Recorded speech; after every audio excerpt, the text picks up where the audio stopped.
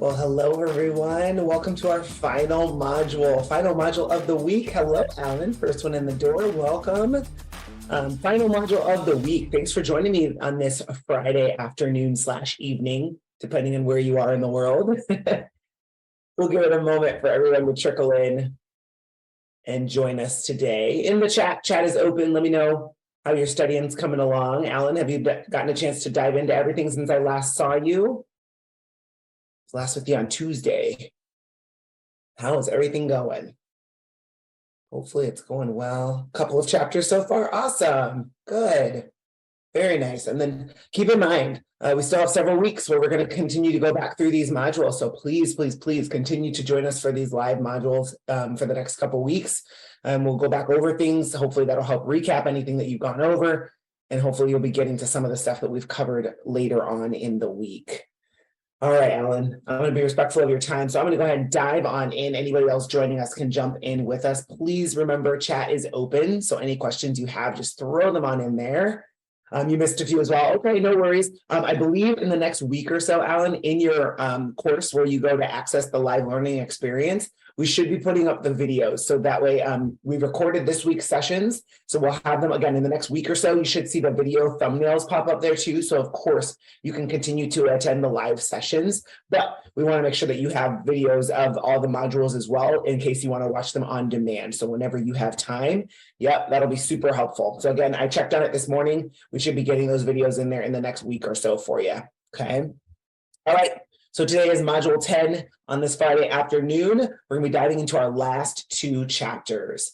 Chapter 18 covers business marketing, and our final chapter is all about safety and emergency situations, which should not be confused with CPR, which is also a requirement for your certification. Okay. Today's session is going to be a little bit shorter. It's not that there's not a lot of information, but it's a little bit more compact today, concise. So we'll have plenty of time at the end for question and answer if you have anything for me. All right, let's start with chapter 18, business marketing. So here's your learning objectives for this chapter. I want you to be able to differentiate between the most common styles of personal training, so ways that we can go about this profession. Explain the purpose and components of a business plan for a fitness professional. We'll go through those in detail. Describe the stages of the client life cycle. And when we go through this, it might seem like, oh, this is not a business course, but it's going to make sense why we talk about it for you guys as personal trainers. And then I also want you guys to be able to explain the types of marketing and a fitness professional can use to communicate with current and potential clients. Super important, guys, because it's not just, we don't want to just get you certified and throw you out there to the wolves. We want you to be successful with every client that you meet, but also with growing the business that you want to grow, which is why we cover this. All right. So let's start with the styles of personal training. We talk about 5 different styles in the book. First and foremost, we'll go through these each in detail. In-person training. This is what most people think of when they think of personal training. We're thinking of, meeting your client one-on-one, live in person, where you can actually teach them the workout that you want them to do, cue them, and be there to help modify their training. It's generally done in that live and face-to-face environment, and it's done individually, or it could be in small or large groups. Okay, but in-person is a huge way that we go about training, but not the only way. We also have virtual training, and that's remote training sessions, which are conducted via a website, phone apps like Zoom, like we're on now, or even on social media platforms. We all know that most of these platforms can do like live sessions, or you can post videos. So that would be a form of virtual training. There's hybrid training, which is in-person and virtual styles. Okay, so maybe you see somebody in person for one day a week, and the other day or two a week, you meet with them virtually. Okay, these would be considered hybrid training styles. Super convenient, especially when you can't see your clients every day, and maybe they want to work with you more frequently. This is a great way to do that without having to worry about scheduling. It's more frequent access for the fitness professional, and it's a little bit easier to keep track of people. I personally do a lot of training like this. I have a couple clients I see a couple days in person, and then 1 or 2 days a week, I meet with them virtually or just send them their workouts. There's also buddy training. Buddy training is literally like it sounds. It's 2 people. So 2 people is a buddy training session in a session with one personal trainer. Really great way to maximize your time as a trainer as your groups start to get larger. You maximize your income for that time spent. And it also can help make the sessions less expensive for the clients partaking in the buddy session. And in most cases, as the name would imply, in buddy training, most of the people know each other. That's always fun. There's also group exercise. Okay? Group exercise is generally going to be large format classes where you have anywhere from 30 to 40 people, maybe more, in one setting, and it potentially is choreographed or set to music, and all the participants are executing the same exercises at the same time. So think step class, Zumba, things like that, resistance training classes, Les Mills, things like that. Those would be considered group exercise. Another one that's not on this list that I'll mention to you is small group personal training. So that's exercise sessions delivered to anywhere from 2 to 6 clients at the same time. But in this type of training versus group exercise, in small group training, they may not be doing the same thing at the same time, right? Alan might be doing a back squat, Jenny's doing, core work over here, and Ryan's on the treadmill, but I'm the trainer who is managing all of them at the same time. Really great opportunity to, again, maximize your income and reduce the price for each participant. All right. So moving forward, let's talk a little bit about business plans. So when we're planning our business, or if you already have one and you're trying to grow it, it's important to have a business plan. This gives you the opportunity to learn about competing businesses, to learn about the available market in your area, and to also potentially access funding. All of these components can be put together in a business plan. Okay, a business plan will lay out who you are, what you offer, and what services you have, and how you deliver it. So you do kind of have to know how you want to go about meeting with or working with clients.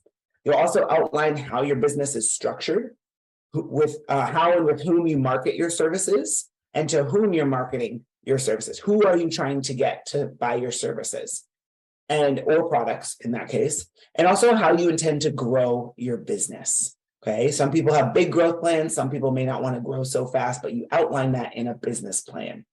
They're often presented to banks or potential business partners if you're looking for investors or funding for your business. But even if you're working for yourself or you don't need outside funding, a business plan is really, really helpful for figuring out what it is that you want to do, okay, and how you want to do it. So super important step, even if you're not going to be looking for funding. Let's talk about some components of a business plan. There's lots of different pieces, and you don't have to use all of these, but they're great pieces to include. They're traditional pieces to include in a traditional business plan. So I'm going to explain what each of these is and what information goes into each of these sections. A traditional business plan format is a great detail-oriented way to look at an overview of your business. So you can see the components listed here in the yellow and white boxes. The executive summary includes the what and the why of your business. It should outline the basics of the financials, your mission statement, your vision, and what products and services are offered. Okay. Then you want to have a detailed company description, and it can also include a market analysis in that section as well. But these should be included, and they'll explain the business's target market. So who are you trying to reach? And it also gives an in-depth look at local competitors. Now, I mentioned that earlier, and I want to stop there for a moment. Why is it important to know who is doing what you do in your area? Because understanding your competition gives you a chance to, A, see what the market is as far as what can you charge for your services, right? You don't necessarily want to be the most expensive person offering what you offer, and you don't want to be the lowest cost, right? You want to be somewhere in the middle. But it gives you an idea when you're looking at, say, 5 to 10 other businesses or trainers in your area as to what they're charging. So that gives you an idea of where you should be starting. Okay. It also lets you know what services are being offered around you. Maybe there's an opportunity to offer something that's not being offered. Or if you offer something that other trainers are offering, say, for example, you just keep it strictly, I do one-on-one personal training sessions, and there's 6 other trainers around you who also do that. It gives you an opportunity to figure out how are you going to differentiate yourself? What makes you different from the other people that are offering the same service? Okay, so lots of things can come from that. Lots of information can be gained. But in these sections too, so in your company description and your market analysis, you want to highlight your experience and anything that sets you apart. Okay, so write it down. Tell the people reading this business plan who you are, why you're different, and what sets you apart. Your business plan should describe your business organization type. And by that, I mean, we're talking about like LLCs, sole proprietorships, etc. Okay. Most small businesses with just 1 or 2 owners are going to be LLCs. The plan should describe your ownership structure and whether or not there will be employees, working for you, or if you're going to be hiring anybody else as independent contractors. Okay. Now, a question I always get to is, do you have to have an LLC in order to be a trainer? The short answer is no, you don't. Okay. So it depends on what you're doing. It depends on the structure of your business. If you're like me and you're a private trainer where I have a bunch of equipment in my garage and I go to my clients' houses, or I go to my athletes and I bring my equipment with me, I don't necessarily need to have an LLC, right? An LLC is designed to protect assets. So if you're opening a studio, if you plan on opening a gym, or you're opening a yoga facility, or whatever it is, if you're going to have assets, which means equipment, building, property, things like that, having an LLC will absolutely be a benefit to you because you can actually protect and shield your assets that way. Okay, so independent personal trainers, you don't have to have an LLC. Can you set one up? Sure, absolutely. In some cases, it makes taxes a little bit easier. Okay. You also want to know a marketing strategy, because this is really important. All planned strategies of marketing should be outlined in your business plan, right? Are you going to use Facebook and social media? Are you going to use the newspaper? Grocery store receipts. I don't know if you ever looked at the back of your grocery store receipts. You can advertise on the back of those. I used to have a business way back when, and I used to advertise on the back of those all the time. How are you going to market and reach the people you want to reach? A traditional business plan is generally used to get funding again. So it must include financial projections. That's the last little box there. And funding requests. So if you need, say you need $50,000 to start your business, you need to put that in your business plan. It may be a good idea to work with an accountant or the small business association in your area to determine how to develop this section and what information to include. Your financial projections should be based on data, and it should be reasonable and attainable to secure funding from investors and loans from a bank if needed. Okay, so just a quick note about the Small Business Association. If you're in the US, I'm not sure about outside the US, but I'm in the US. In the US, most major cities have a Small Business Association or administration, which is SBA. SBA is the abbreviation for that. So Google, if you're in the US, you can Google SBA in and then put your city, and you should be able to find their offices. When I used to own a dog daycare, fun fact, and in that dog daycare, we went to the SBA for help as we started it, just for tips, like where should we be looking to open up our business? Where should we be looking for our demographic? How do we market, right? Just they have all kinds of resources available for you. Whether or not you're opening a physical location, they have some great resources. So I definitely recommend checking that out. Cool.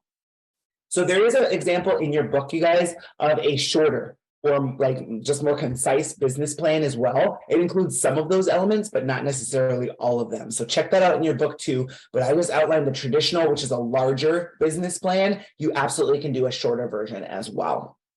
So let's talk about the customer life cycle as well. The customer life cycle are the steps that the customer goes through when they're considering, buying, and using a product or service. So it's not just for retail, right? It does apply for things like personal training sessions or services that you offer. This is important to understand that the clients you'll work with will go through all or many of these steps as they make purchases with you. So let's talk through these one box at a time. We'll start all the way over on the left and work our way to the right.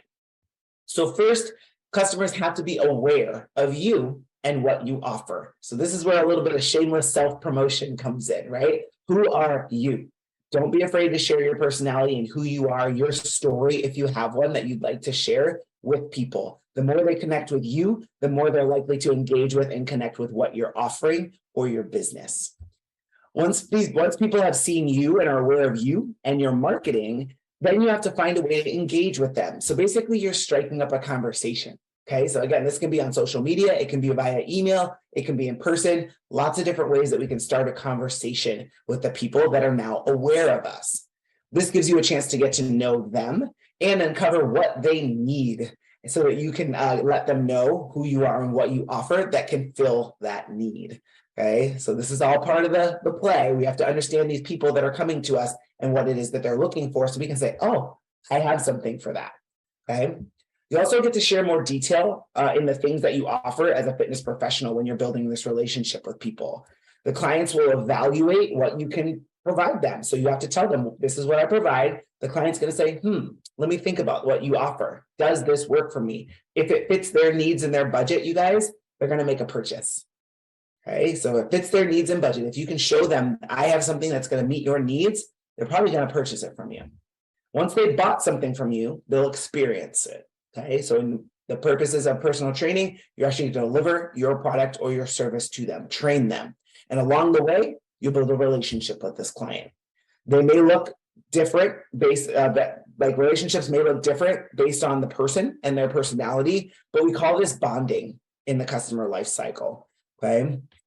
Now, at the end of the day, you should be working to deliver fully on anything that was promised. So anything that you told them that you do, make sure that you do it. Deliver what you promise and build a working relationship and wow that client so that they become your best advocate. That means they become a marketing tool for you. They're going to go tell people about you, who are going to tell other people about you, etc. Word of mouth marketing or grassroots marketing is what that is. It's free too. Okay. In the advocacy stage, the client is sharing their experience and your information with others, and this is going to bring you client referrals.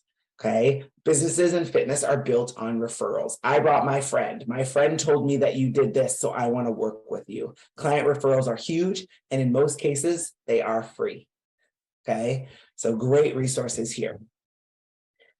All right. Continuing on with our marketing talk, okay, let's dig a little bit deeper into branding specifically. As we bring awareness to ourselves and what we can offer as a fitness professional, it's important that we're interested in marketing or how we're presenting ourselves to clients or potential clients. The first component of marketing is the creation of a business name, a brand, and a logo. Alan, have you thought at all, and it's okay if you haven't, have you thought at all of like a name or a catchy slogan that you want to use for you as a personal trainer or a fitness professional? Not yet? No? Okay, I'll tell you mine. I have two, just to maybe spark some creativity for you, because it's never too early to think about these things. But my personal training, like for my private clients, it's just my first and last name, and it's got fit at the end. So it's Jenny Scott Fit. Super simple, right? Jenny Scott Fit. Easy to remember. My name kind of rings because it's real short. Okay. And then for my sports performance business, I work with kids 10 up through college age, and it's called We Ready Sports Performance. We Ready Sports Performance. I have a website and everything, and it's named after a song. There was a song out there that used to be like my jam when I was getting ready to go. I play volleyball. When I was getting ready to play, you know how you have your soundtrack, you put your headphones on, and it was a song that I'd always listen to. And maybe you've heard it, where he's like, "We ready." And like, I love it. I love this song. It's from the East Coast, from Atlanta. And that always resonated with me. So I used it as the name of my business. Okay. And I have t-shirts and everything made with it. So think of things that resonate with you, things that make you smile, things that make you feel good, and use those in the name of either your business, a company, how you want to represent yourself in fitness. It's okay. Okay. So maybe put a little thought into that. Start thinking about what you want to call yourself. Okay. Creating a name and a look for a business is a great time to really start considering the goals and the mission statement of your company. What do you want to accomplish, and how do you want to represent yourself in the world is really what we're talking about now. And this is just the beginning of what a personal trainer needs to consider to market and grow their business. And in fact, a large portion of any new fitness professional's extra time is going to be spent marketing and trying to attract new clients to fill your schedule. Okay, you're not just going to start up and have a full schedule. We have to get there somehow. In the fitness industry and all industries, there are familiar brands that mean something. It could be based on bodybuilding culture or one that's closely tied to at-home fitness, but they're all based on something. Branding really creates familiarity and expectation. Okay, think of McDonald's. Not that I eat at McDonald's, but every time you go to a McDonald's, no matter where you go to one, doesn't the food always taste the same? So I've heard, right? That's branding. Okay, it's an expectation. Everything, same thing with Starbucks. Every Starbucks you go to in general, if you get the same drink at 10 different Starbucks, it's going to taste the same. Okay, you go there knowing what you're going to get. And that's what branding does for us. People say, oh, if I'm training with Alan, I know what I'm going to get. Okay. When we're looking at, for example, the one here in the middle, it says it on the screen. I was going to ask you, do you even know who that brand is? Reebok. That's Reebok's new logo. Okay, not their old one. They used to have an older one, but this is Reebok's brand and logo. So I didn't realize this until I looked a little more into it. Each side of that triangle has a meaning. Okay, so this graphic shows you what the meaning is: physical, mental, and social. They're talking about the aspects of health and performance. physical performance, mental performance, and social performance. Okay, these are the three pillars of what Reebok stands for, and it's reflected in their vision and their mission statement as well. It all ties together in a recognizable symbol. Super cool. Okay, and a lot of companies out there, Alan, have symbols like this where you may not recognize that it has a meaning, but if you go to their website, chances are they explain their meaning. Pretty cool. Okay, so logos are great. They don't usually contain words. It's just a graphic of some kind. Mine's a little lady doing like a half bicep curl, or just for my sports performance, We Ready, it's just a W and an R. WR, it's just the initials. Okay, but it's something I use. Oh, actually, I'll show it to you. Can I? It's something that we use all the time. So that's for I just use the WR when I brand. This is actually a sticker, speaking of marketing. This is a sticker for a water bottle. It's a nice vinyl sticker that I had made, but it's nice and simple, right? But I use the same logo for everything that I do with my sports performance company, just like I use the same logo for my personal training. Okay, yeah, so it's super fun to get stuff like that made, but you got to start with creating one. If you have questions about where you can, there's all kinds of resources out there on the web, by the way. I use a company, I'll throw it in the chat, but I'll say it out loud too. It's called Taylor Brands. And yes, you have to pay for their services. It's not a lot, by the way, but you can make logos on their website and they can guide you through the process and be creative with it. You can create websites on there. You can buy goods and you can buy stickers and t-shirts and stuff once you've created your logo. But that's just one of many companies out there that can help you build that kind of stuff if it's something you're interested in. Okay, so lots of different stuff. Again, the company I use is called Taylor Brands. I've done all my logos through them. I recommend them, but again, there's lots of other ones out there. So definitely shop around and look around. Okay, so let me know if you have questions about that part. I love it. All right, so continuing on with marketing, let's talk about the types of marketing. Yes, Alan, they are US based. I know there's several that are based out of other countries too, but they do ship internationally too for stuff. And most of the stuff that I get from them, if I'm being honest, is web-based. So my websites are through them. My logo, which I can download from the computer, so it doesn't matter where they are for that kind of stuff. But then when you're buying products like t-shirts and stuff and stickers, once you download your logo, though, I can go through any company I want to purchase little knickknackies and marketing stuff like this. Good question. Yeah, so Taylor Brands is pretty much web-based for I use them for my website, my email address and all that hosting. And then I download my logo and then I can use it wherever I want. I can even take it to a local print shop if I want to. Good question. All right. So the types of marketing, we're going to be talking about your social media and your online presence. Why? Because it's the world we live in, right? It's the world we live in. If you don't have some kind of online presence, you're kind of missing out, but it doesn't mean that has to be your sole focus. Okay, so for example, I have a website for my sports performance business and an Instagram page. That's it. I don't have a Facebook or a Snapchat. There's people out there who want to do all of those things. If you do, awesome, go for it. But for me, it's too much to manage. I don't even have that personally, so I wouldn't manage it well. Okay, but there's no such thing as too many places to be present, but just make sure it's recognizable. So use your brand, your logo, your business name, etc. on all of your platforms. And I'll probably mention this later again too, but it's definitely recommended to keep your personal and your business social separate. Okay, keep them separate. These are all going to be necessary for success and growth. And they're probably using your social media and your online presence are probably going to be two main pathways that lead new customers to your business. Okay, unless you're out there in the community handing out flyers, going to community events and stuff, which is also a great way to market. Online is going to be the fastest and the widest reaching. All right. As the owner of a small business, which personal trainers are, no matter where you work, it can be really tempting to combine, again, your personal sites and your profiles of your company. It's better to keep these separate, including your websites and your social media profiles. They're easy to set up, especially the social media profiles, and you can usually create a business account if you choose to. Okay. Business profiles and marketing materials should include frequent engagement topics through things like blogs, photos, teaser articles, informative posts, and what we call calls to action. Calls to actions are statements that encourage immediate action, like sign up today, get started now. I only have 3 spots left, sign up today. That's a call to action to get someone to do something, okay? These keep your business relevant and they keep you in front of potential clients. So keep yourself at the top.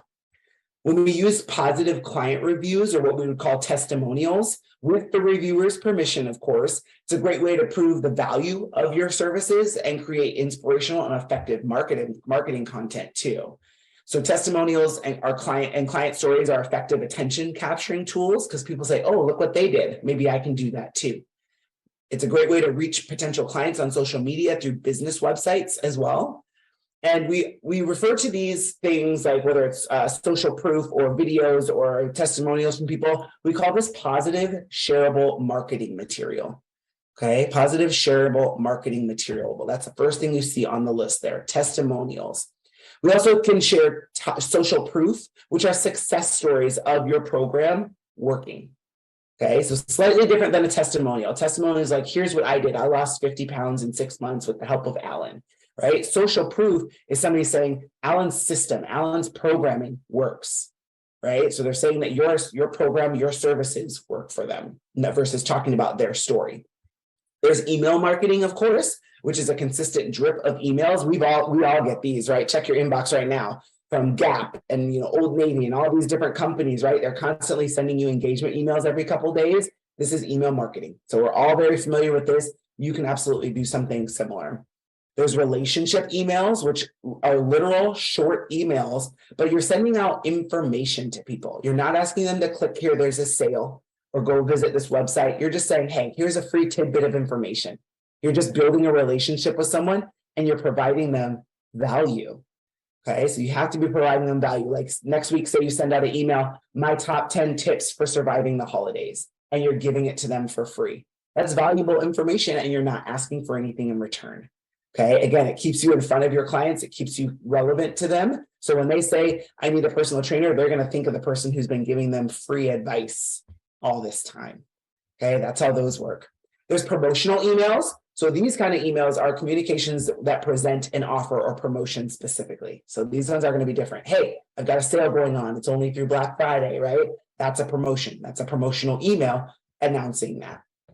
There's also onboarding emails, which once someone signs up with you, you can onboard them through emails. It's a series of communications to either gather required information, like their intake forms, documentation from them, and maybe some assessment forms, right? You're just gathering information, getting them started in the process. And then there's also re-engagement emails. This is an email communication method where you reach out to former clients and prospects and encourage them to respond back. Hey, Alan, I haven't heard from you in a couple months. I missed training you. How are you? How are things going, right? And then hopefully Alan will email back and be like, oh, hey, I was just thinking about you. I think I'm ready to come back. Or, oh, I'm doing good on my own. I think I'm going to give it a couple more months, right? You're just touching base with people that maybe fell off your radar and never signed up with you, or that used to work with you that no longer do. So this is a great way to bring people back into your circle that already know you. You don't have to pitch yourself to them. They already know who you are. Okay.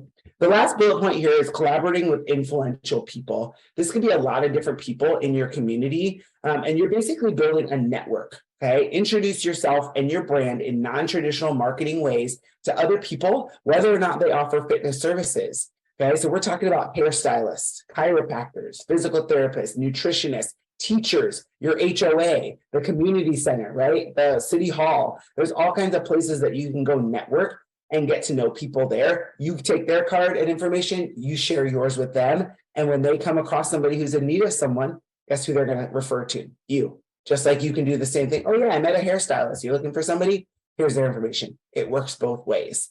Okay, so networking is going to be huge for us as fitness professionals. Okay, any questions on the marketing so far?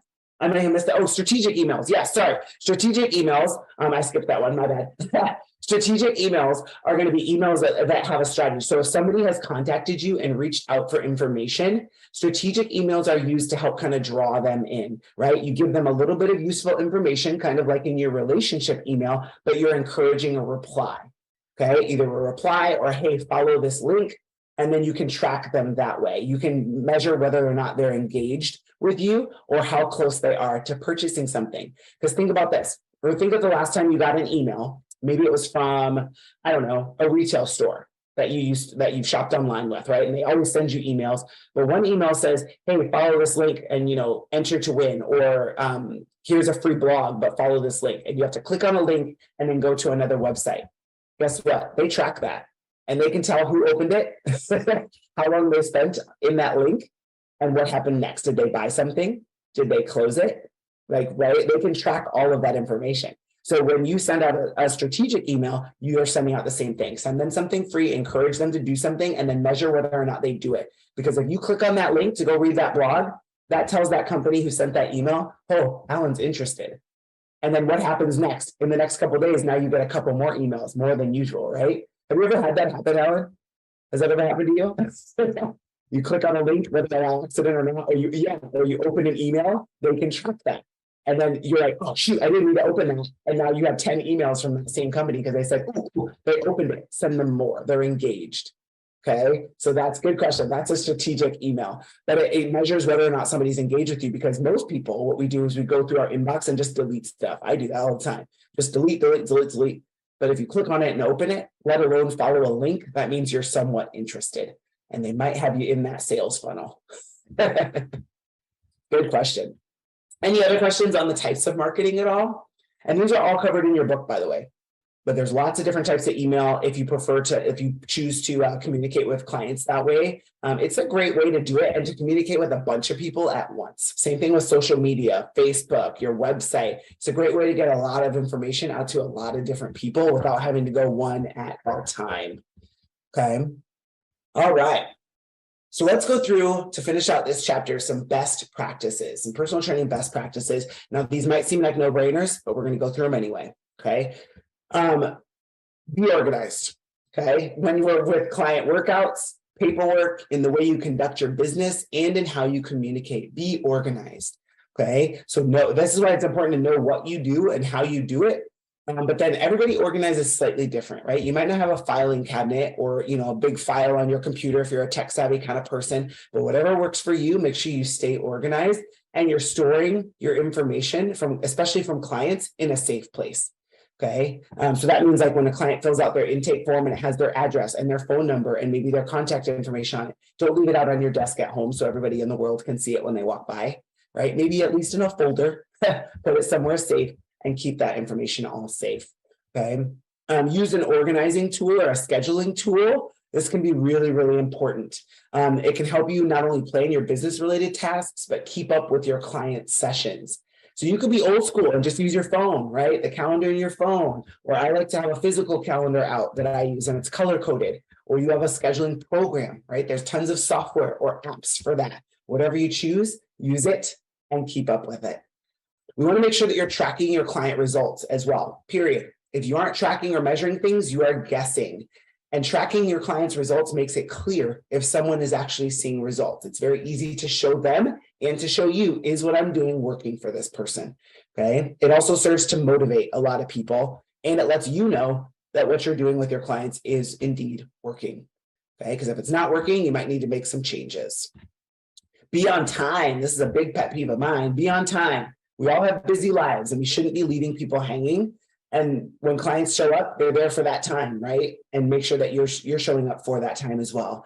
This goes hands in hand with being organized. So make sure you clear your tasks, make sure everything's completed in a timely manner, and your sessions are running on time, especially if your clients are back to back. Because if you get behind with one client, that pushes everybody behind them back as well. Meet and nurture leads. This kind of goes along with marketing. Since this is a huge part of marketing, no matter where you train clients, they're going to come and go. So it's normal and expected in the fitness industry that you'll have to constantly be meeting new people, nurturing them with that relationship, building that relationship with them, putting them through that sales life cycle, and getting more people. Okay, it's natural, it's normal, it's going to happen.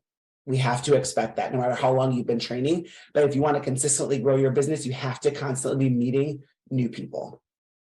Make sure that you're continuing your education and personal development. This is a big one because it's required to keep your certification current. No matter where you get certified, you have to do continuing education. But this is always done after your initial certification. And it's more so that we want you to keep learning. Okay. Nobody wants to think about if you had a doctor, your physician, got licensed in 1970 and hasn't learned anything new since then. I'm pretty sure health and fitness has changed since 1970. So you want people in the health and fitness industry that are helping you take care of your body, right? To be educated and to be up to date on the most recent things. That's why the certification requirements are the way they are. Okay, so keep continuing your education, but find things and topics to study that are health and fitness related, but that you want to explore. Okay, it's wide open out there. There's tons to know. Make sure that what you're learning is of interest to you and will help you work with the clients that you choose to work with. You want to make sure you personalize your training experience as well for the person standing in front of you. Building relationships, creating individualized exercise programmings, and the actual art of coaching are really time consuming, but it's necessary if we want to provide a really great experience for people. Okay, so make sure it's all for that person standing in front of you. Cookie cutter programs, things like that, they don't work. That's why we get paid the big bucks though, because we have to create programs for each person we work with. And then finally, maintain appropriate relationship boundaries. So this one seems like a no-brainer, but working with client relationships, we must have boundaries. So set them early and in the relationship, and be sure to keep your relationships with clients all about their well-being and all about business. Okay, so whatever that means to you, make sure we're keeping professional relationships. Cool. There are a couple more that are covered in your textbook, but these are going to be some of the big ones to know. Okay, any questions on these best practices or any others that you have questions about? Sweet. Cool. All right, just checking in. All right, onward. Let's head into our final chapter of the CPT course, Safety and Emergency Situations. So I'll show you the learning objectives here. So for this course, we want to explain the purpose of the CPR and AED certification for a fitness professional. Again, and I'll remind you again here in a second, this is not the CPR course. You still have to take that whether you take it in person near you or online, but we're going to explain why you need that. We're going to identify recommended safety equipment that should be in a fitness facility, or if you plan on training on your own, you may want to consider some of these tools as well. Describe the most common emergency situations a personal trainer may encounter, and then identify instances where an emergency services should be called, when you're going to need some help. Okay. So as mentioned earlier, this chapter in no way replaces your requirement to take CPR and AED. It's not medical advice nor first aid. You'll see this disclaimer in the textbook as well, and we just have to ensure that you're all aware that this chapter is for safety and awareness and education only. All right, cool. Just cover our butts with that one. Okay, so speaking about CPR, a CPR and AED certification teaches a personal trainer how to identify risk factors for emergency health situations like cardiac arrest or injuries. It also prepares you to provide potentially life-saving aid in the event of an emergency in a fitness setting. So this requirement is necessary when you initially complete your certification and for the renewal process of your CPT certification. So every 2 years, your CPR will expire as well. So generally, if you get them relatively close together, you'll kind of renew them along the same time frames. Okay. CPR is an emergency procedure used to manually preserve respiration and heart function in an individual who is in cardiac arrest. It involves chest compressions and in some cases ventilation or breathing for them to keep the victim's blood oxygenated and moving throughout their body. And a lot of people will ask, what does AED stand for? Well, AED is a portable device. It stands for Automated External Defibrillator, and it's used before or during CPR to diagnose the status of someone's heart. So specifically, an AED can identify if someone's experiencing a life-threatening arrhythmia, ventricular fibrillation, or tachycardia. Most businesses, schools, fitness settings, office buildings, all these types of places, shopping centers, they should have at least one AED on site, and they're typically very clearly marked. So I'm sure you've seen this before. It's generally like always close to a phone or by the bathrooms and stuff, but it's usually well identified up top on the wall, and it'll say AED in big letters on a sign. Okay. When working in a fitness facility, it's important to do two things. First, identify if the facility has an AED. And second of all, understand where it is. Okay, locate it. Where is it, just in case you need it in an emergency? Okay, not only is this important for places that you guys work as fitness professionals, but where you go to work out, because sometimes we don't work out and work at the same place. Okay, so next time you go to your gym, I challenge you, Ask at the front desk if you don't see it right away, but ask, do you have an AED here? And ask them where it is. Know where it is. Okay. I'm that weirdo that walks into most places and I look for stuff like that. So it's just a habit, I think. But most facilities will have something like this. All right. Now, we can't talk about safety without addressing cleanliness. All right. This is my favorite topic, actually. Cleaning and sanitizing are not the same thing. Cleaning can be done with soap and water, and it means removing dirt and debris from a surface, right? So just making it clean. While disinfecting and sanitizing require the use of chemicals that can kill microorganisms. I don't know if you guys knew this. I'm kind of a nerd for this stuff, especially since COVID. The chemicals that are often used to disinfect and sanitize have to remain in contact with the surface for a period of time to effectively kill bacteria and other microbes. Okay, so that's another big difference between cleaning something and disinfecting or sanitizing. When you clean something, you spray it and you wipe it right away. Okay, when you disinfect or sanitize, you spray it with a chemical. Specifically, it has to be a chemical, not just water, and you let it sit anywhere from 30 to 90 seconds so that it can kill the microbes. Then you wipe it off. Okay, so there's a difference. Next time you go to the gym, I'm that person. I spray the machine before I use it, and then I'll mess around with my stuff and get ready, and then I'll wipe it down because I'm disinfecting and sanitizing, not just cleaning. I challenge you guys to do the same. Okay. So as defined by the CDC in the US, the United States Center for Disease Control and Prevention, I'm going to define each of these terms on the screen. So cleaning, again, removing dirt and impurities from a surface with detergent like soap and water. Cleaning does not kill germs, but it removes them and lowers the risk of spreading infection. So it can help, right? Definitely helps, but it's not the end all be all. Disinfecting means killing germs and viruses on a subject or objects with the use of chemicals. Disinfecting does not necessarily remove germs from the surface when it kills them, but it lowers the risk of infection. Okay, so with disinfecting, again, you can spray and then you leave it, but you may not wipe it off, which is what they mean when they say you're not removing them. And then on the last piece here, sanitizing means cleaning and killing germs on surfaces and objects enough to bring the microbe level to an acceptable range. So generally it involves wiping it off as well. Cool. So a little fun fact, little tidbit for you. But these are going to be important, not just because of COVID, guys, but in general, there's a lot of nasty bacteria that goes around in fitness facilities because there's a lot of people that go through those types of facilities. Lord knows when the last time they washed their hands was, right? Lord knows when the last time they wiped down equipment was. So there's a lot of bacteria floating around from a lot of different people with a lot of different backgrounds and environments coming into one space. Okay, that's why there's some nasty stuff that goes around. Another aspect of safety and fitness is the prevention of injuries, as best as we can anyway. Injuries can be either acute or chronic. An acute injury describes an injury or illness that's rapid onset and progression, like a cut or a sprain. Chronic injury refers to an injury or illness or a disease that develops slowly and is kind of persistent or long-lasting, like chronic knee pain, okay? Or potentially a cold. You don't just catch a cold, right? It develops over time.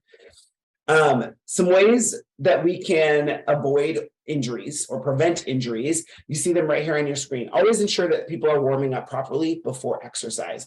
That's up to us as fitness professionals to teach them what that means. Okay, so that 5 to 10 minutes, we're talking general and specific warm-ups. Make sure we're showing clients correct technique and alignment, as well as proper posture and body position for the exercises that we're having them do. Show them proper use of exercise equipment and machines. Now I'm going to pit stop here on this one for a second, because if you've never walked into your gym, the gym that you go to, if there's people that work there, you guys, somebody in there should know how to teach you how to use the machines. Ask. Try it. Even if you know how to use the machine, say, hey, can somebody show me how to use this machine? And have one of the trainers or a staff come over and show you how to use it. Okay? Because this is going to be something that all fitness professionals should be able to do with all the equipment in a facility. If your gym gets new equipment, go learn how to use it. How do you set the seat? What's adjustable on it? What's not? How do you use it? Understand these things, because you will absolutely have to show this to clients at some point. Okay, so this is a really important one. When we're talking about complex movements or exercises, establish correct movement patterns before adding speed or load. This is, again, a no-brainer. So before you have somebody back squat 200 pounds, you might want to see if they can squat with nothing on their body first, right? Kind of makes sense, but sometimes we have to start slow, walk before we can run. Create exercise programming that builds in rest and recovery to avoid overtraining. We know this, right? Does a client necessarily want to learn about that? No, maybe. Okay, but we can automatically do this. We can build this into their programming. And if they ask, hey, why do I have 2 days off in between my training session? We can absolutely explain it to them, but make sure we're building this kind of stuff in for them, and so that they don't have to guess how many days off they need or what they need to be doing to avoid overtraining. We can also offer modification to accommodate different fitness levels, right? We don't always have to be at a 10. Sometimes people need a 3 from us. Depends on what they're looking to do and what their abilities are. We can control the number of repetitions performed in a given set, right? We don't need to go to failure all the time. That's not the goal. And then always ensure, again, same thing with the warm-up, ensure that they're getting a proper cool down and stretch. Again, teach people what this means. It doesn't have to be super complicated, and it definitely doesn't have to take a long time, okay? All right, let's talk about some emergency equipment. It's also important to be aware of where the emergency equipment is in your workspace or a building, or again, your own gym. So if you don't know where the emergency equipment and first aid kit is in your gym, ask next time you go in. Okay, this includes the AED, okay, but then look for the first aid kit and the emergency exit plan, which we'll define in a second here. At first, a first aid kit is a compact box that's pre-stocked with supplies for triage and general medical interventions. I think it's safe to say we've all seen a first aid kit before, and they can vary with what they have in them. But most first aid kits will include things like bandages or Band-Aids, butterfly closures, rolled gauze, non-stick sterile pads, first aid tape, tweezers sometimes, thermometers, ice packs, and maybe analgesics, which are like help with numbing.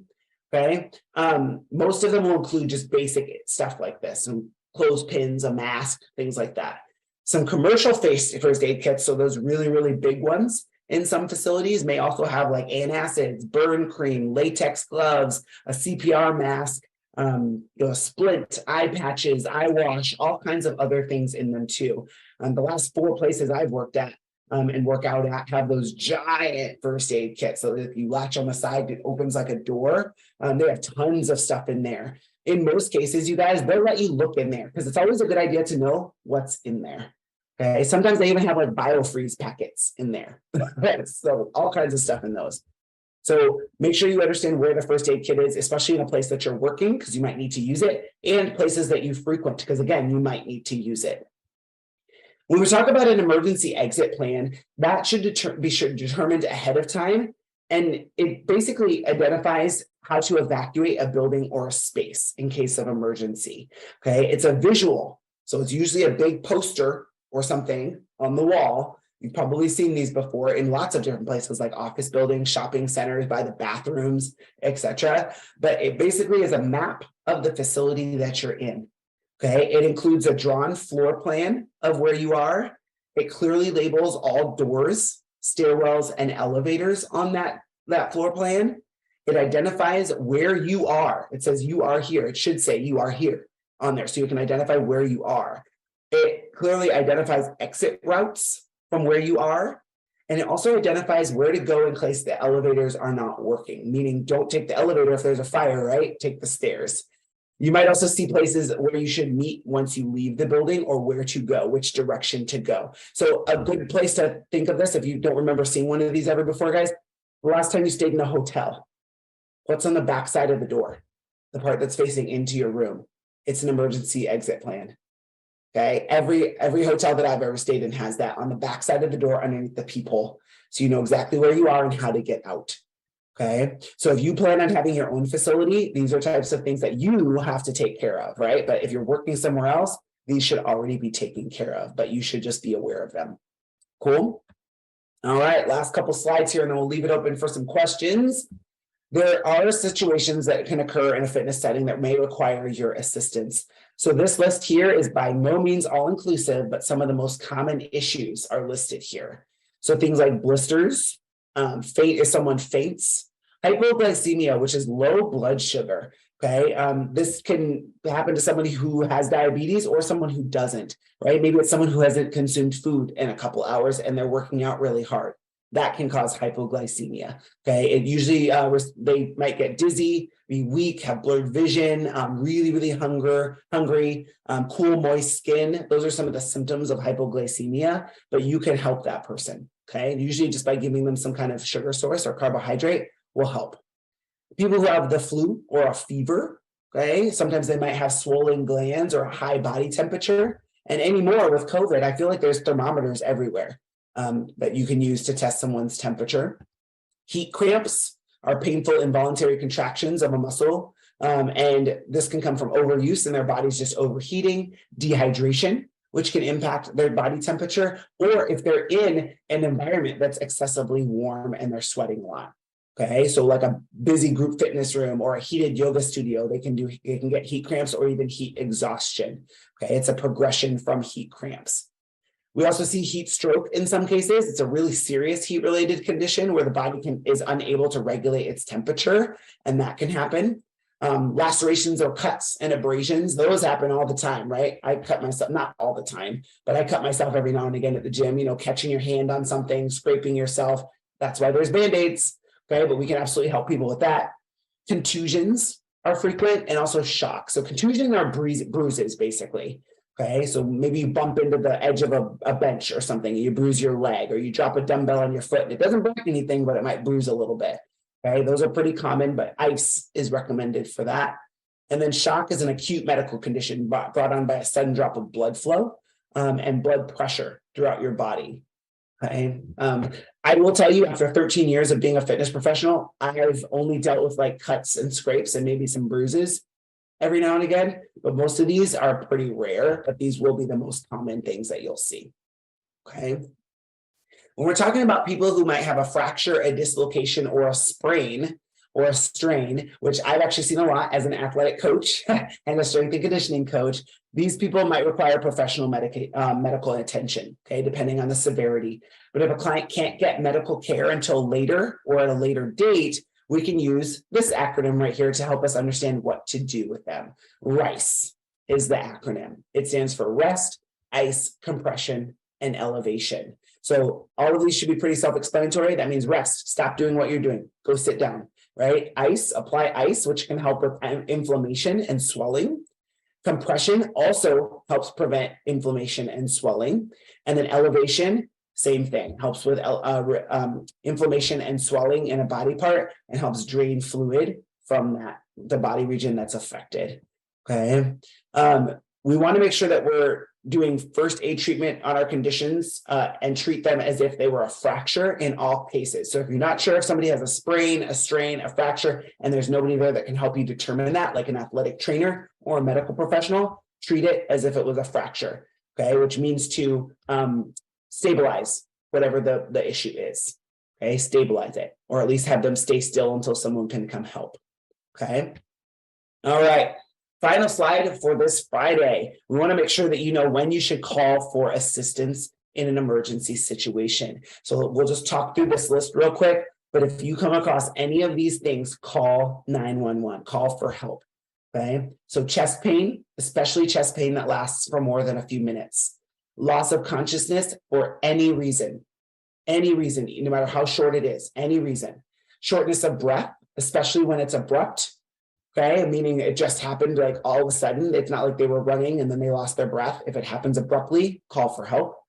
Head injuries, anything from mild to severe, these may or may not be concussions. So call for help. Broken bones, that's a no-brainer. Okay, basic first aid can't really be offered to people with broken bones. They need to see a medical professional. People with heart conditions who might be having things like heart attacks or arrhythmias, call for help. Abnormal vision or dizziness, okay, blurry vision, double vision, loss of vision. These might be symptoms of something more severe. If someone's vomiting, okay, especially if there's blood in their vomit, or they have symptoms including headaches, abdominal pain, a fast heart rate, this might be a symptom of another condition. So call for help. Anything more than just a little scrape, so deep cuts, we would want to call for help. Severe abdominal pain, Same thing. It might be gas, but it might be something else. We can't tell because we can't see in there. All right. Nose injuries. And we're talking about, yes, breaking your nose, of course, but even nosebleeds. If someone has a severe nosebleed that doesn't stop within a few minutes, they can lose a lot of blood. So we want to make sure that we're calling someone for help. Someone experiencing a diabetic emergency, and in most cases, not all, but in most cases, guys, people who have diabetes will know when they're having a diabetic emergency, okay? And they'll let somebody know, but call for help.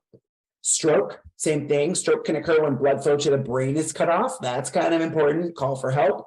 And then also seizures, okay? Uncontrolled neural activity, which basically causes, jerking movements, loss of muscle tone, loss of sensation. Some people will go stiff and twitch.